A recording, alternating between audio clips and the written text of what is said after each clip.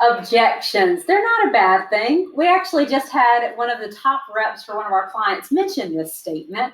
And we had gone through a series of smaller breakout rooms and what we call our Mastering Objections series. And she said they're not a bad thing.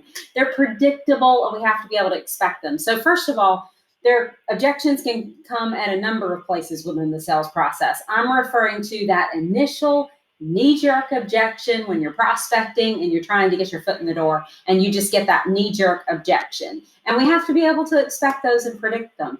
However, as I've heard these over and over again, and people take our objections challenges, the number one mistake that I hear on objections is this, especially whenever you're over the phone, someone objects and they throw that ball and say, you know what?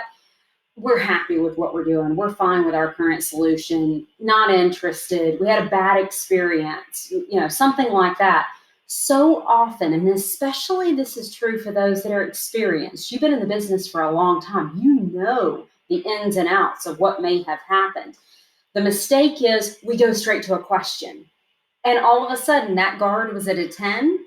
The interest is at 0. We increase the guard because you didn't show you were listening to them. So here's the tip, is when someone gives you an objection, and again, that ball comes flying at you, they throw you an objection, you don't want it to feel like a gut punch, you almost want it to feel like you were expecting it, but take the guard down and repeat. Our whole process is take the guard down, repeat, reassure, resume, but I'm going to focus just on take the guard down and repeat.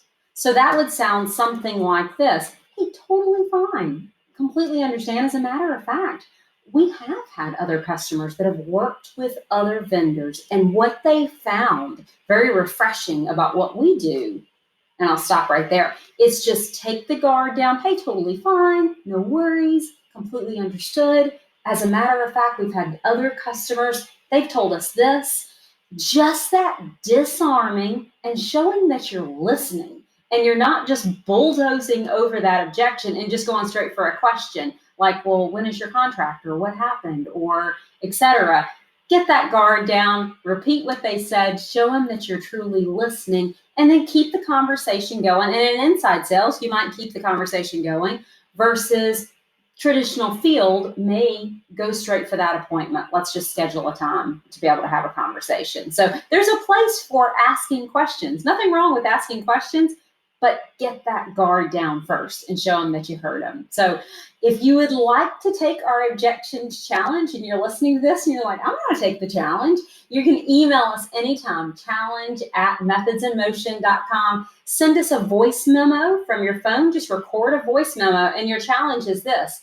Let's just say in your business, in your industry, someone said, we're good, we're happy with our current vendor or our current solution.